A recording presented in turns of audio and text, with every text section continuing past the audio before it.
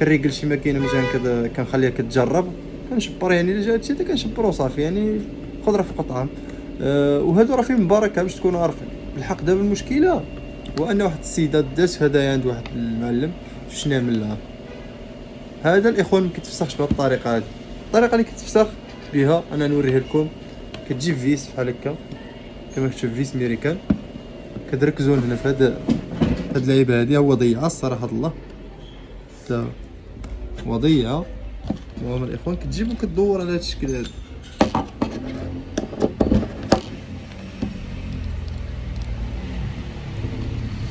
كتدور على هاد الشكل هذا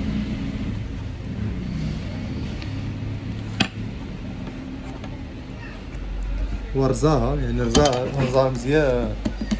كون كتجبتها لي باقا طريه ما يبقاش الرفس هذا كامل، فهمتي؟ ماشي مشكل نحاولوا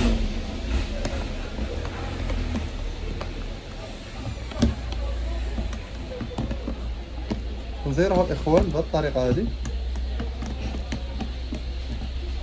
كما كتشوفوا راه كيبقى يفلفل، ها هو كما كتشوفوا نديروها بهذه الطريقه هذه. هو نورمالمون خصو واقف، ولكن رزاوه ما عليه ما نعمل انا.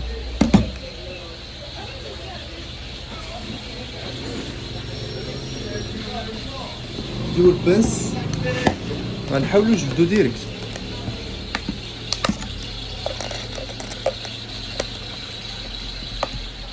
نحاولوا نجبدو ديريكت سير على الله. ها انتم الاخوان طريقه سهله صاحبي. علاش اصاحبي كتضيع الحاجه ديال الناس؟ علاش اصاحبي ما كتفهمش ما تقربش للحاجه ديال الناس؟